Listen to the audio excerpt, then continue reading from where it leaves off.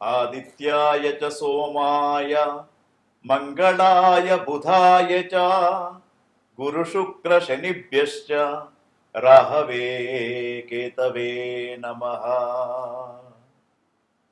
చూస్తున్నటువంటి ప్రేక్షకులకు స్వాగతం. అనేకమైనటువంటి జ్యోతిష్య గ్రహ ఫలితాలను తెలుపుతున్నటువంటి మన ఛానల్ను వీక్షిస్తున్నటువంటి ప్రేక్షకులకు సబ్స్క్రైబ్ చేసుకోవాల్సిందిగా కోరుతూ, ఒకే సంవత్సరంలో అంటే 2026వ సంవత్సరంలో 3 సార్లు పంచగ్రహ కూటమి అనేది ఏర్పడడం మనకి ఈ సంవత్సరం జ్యోతిష్ శాస్త్ర రీత్యా చర్చించదగ్గనటువంటి విషయం. అయితే ఈ యొక్క పంచగ్రహ కూటమి అనేది ఏ విధంగా ఉండబోతుందంటే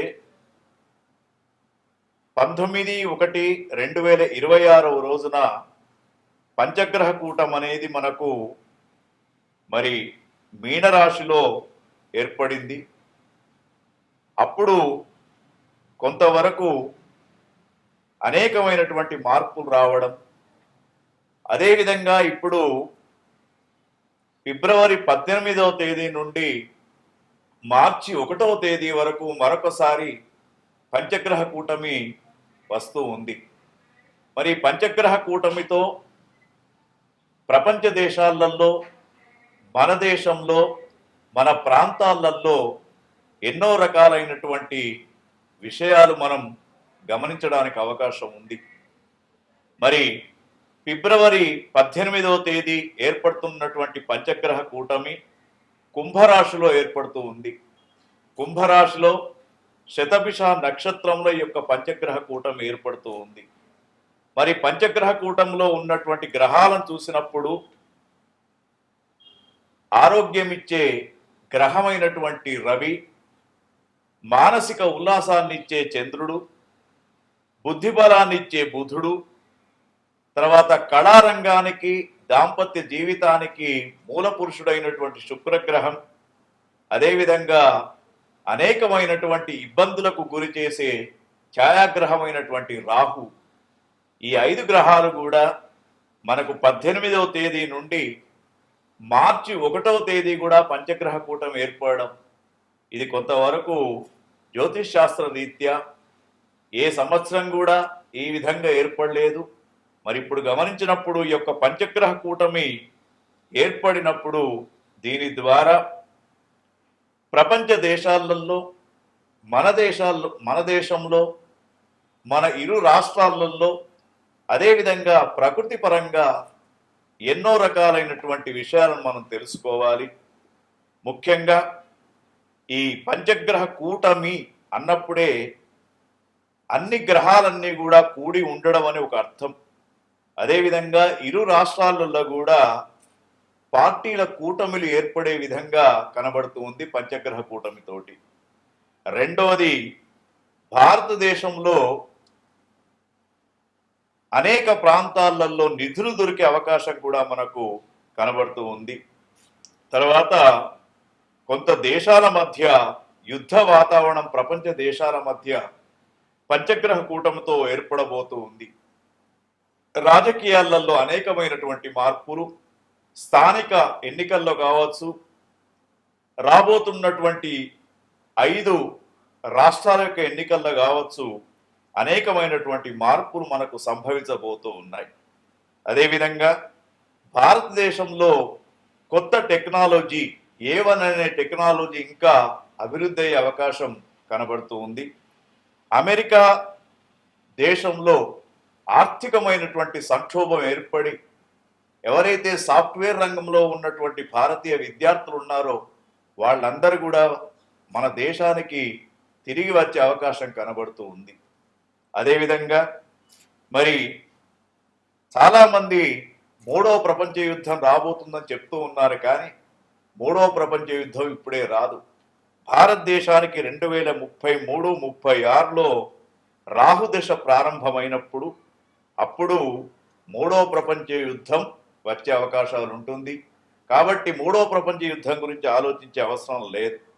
అదేవిధంగా మన భారతదేశం మాత్రం పాకిస్తాన్, చైనా దేశాలతోటి చాలా జాగ్రత్తగా ఉండాలి.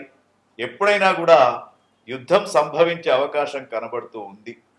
మరి ఒక్కొక్క దేశ పరిస్థితి చూసినప్పుడు ప్రపంచ దేశాలలో ముఖ్యంగా మన భారతదేశం స్వాతంత్రం వచ్చినప్పటి తేదీ 15/8/47 సంవత్సరాన్ని గమనించినప్పుడు పుష్యమి నక్షత్రం కర్కాటక రాశి వృషభ లగ్నములో మనకు భారతదేశానికి స్వాతంత్రం అంటే మన దేశం యొక్క రాశి కాబట్టి మరి దీని ప్రకారం చూసినప్పుడు భారతదేశానికి స్వాతంత్రం వచ్చినటువంటి తేదీ ప్రకారంగా 15/8/1947 అర్ధరాత్రి మనకు స్వాతంత్రం వచ్చింది కాబట్టి ఆ గ్రహస్థితిని చూసినప్పుడు పుష్యమి నక్షత్రం కర్కాటక రాశి వృషభ లగ్నంలో మనకు స్వాతంత్రం సిద్ధించినప్పుడు మరి మనకు అప్పుడు ఆ దశను చూసినప్పుడు ఇప్పుడు మనకు ప్రజెంట్ 2032 వరకు మనకు 7 సంవత్సరాలు కుజదశ నడుస్తూ ఉంది.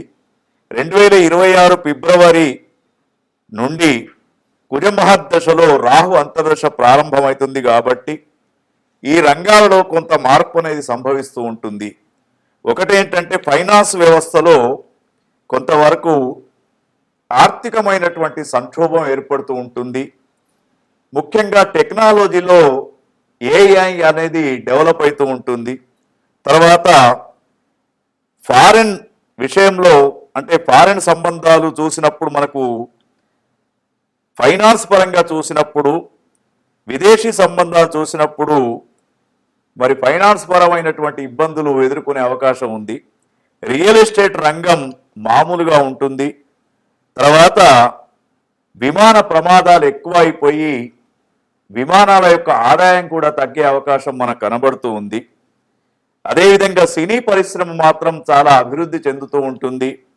తర్వాత కళారంగం అభివృద్ధి చెందే అవకాశాలు కనబడుతూ ఉన్నాయి. మహిళలకు రాజకీయ పదవులు ఎక్కువ శాతం లభించే అవకాశం కూడా ఈ పంచగ్రహ కూటమితోటి కనబడుతూ ఉంది. మీడియా రంగంలో అనేకమైనటువంటి అభివృద్ధి పనులు జరుగుతూ ఉంటాయి. మరి ఈ విధంగా చూసినప్పుడు పంచగ్రహ కూటమిలో ఇరు రాష్ట్రాలలో కూడా కూటమి ప్రభుత్వాలు మరల ఏర్పడే అవకాశం కూడా కనబడుతూ ఉంది. స్థానికమైన ఎన్నికలలో కూడా కూటమితో కూడుకున్నటువంటి రాజకీయాలు ముందుకు వచ్చే అవకాశాలు ఉన్నాయి. తర్వాత మరి ప్రకృతి పరంగా చూసినప్పుడు కొంత వైరస్ల యొక్క ఉత్పత్తి జరిగి గాలితో కూడుకున్నటువంటి రెస్పిరేషన్కు సంబంధించినటువంటి అనారోగ్య పరిస్థితులు భారతీయులలో ఎక్కువగా కనబడే అవకాశం ఉంది. కాబట్టి మరి మనము ఈ యొక్క పంచగ్రహ కూటమి అంటే జనవరి, ఫిబ్రవరి, మార్చ్ ఈ 3 మాసాలు కూడా భారత ప్రజలంతా కూడా జాగ్రత్తగా ఉండాలి. భగవంతుని యొక్క ఆరాధన చేస్తే తప్పకుండా మనమంతా కూడా రక్షించబడతాము. ఇది మనకు పంచగ్రహ కూటమి ద్వారా కొన్ని విషయాలు తెలుసుకున్నాం. పంచగ్రహ కూటంలో మరొక రాశి కన్యా రాశి.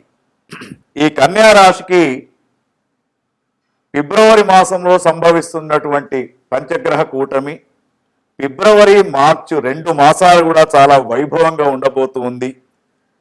రవి 6వ స్థానంలో, చంద్రుడు 6వ స్థానంలో, బుధుడు 6వ స్థానంలో, శుక్రుడు 6, రాహు 6వ స్థానంలో. అంటే 100కు 80% ఈ 2 మాసాలు వీరికి చాలా అనుకూలంగా ఉండబోతూ ఉంది. కొత్త వెంచర్స్ కానివ్వండి, కొత్త ప్రాజెక్టులు కానివ్వండి, కొత్త పెట్టుబడులు కానీ పెట్టుకోవడానికి ఫిబ్రవరి, మార్చ్ 2 మాసాలు అనుకూలమైనవి. వివాహాలు కుదరడం, విదేశాలకు వెళ్ళడం విద్యార్థులు, రైతన్నలకు, వ్యాపారస్తులకు చక్కని లాభాలు రావడం, కళాకారులకు విశేషమైనటువంటి అభివృద్ధి పొందడం, ఇవన్నీ కూడా కన్యా రాశిలో ఉన్నటువంటి జాతకులకు పంచగ్రహ కూటమితో లాభిస్తున్నాయి. అయితే వీరికి కేవలము మరి శనిగ్రహం బాగాలేదు కాబట్టి రాత్రి ప్రయాణాలు చేసేటప్పుడు కొంత జాగ్రత్తగా ఉండాలి. ఆంజనేయ స్వామి వారి యొక్క ఆరాధనను చెయ్యండి. మీకు ఈ పంచగ్రహ కూటమి చాలా అనుకూలంగా ఉంటుంది.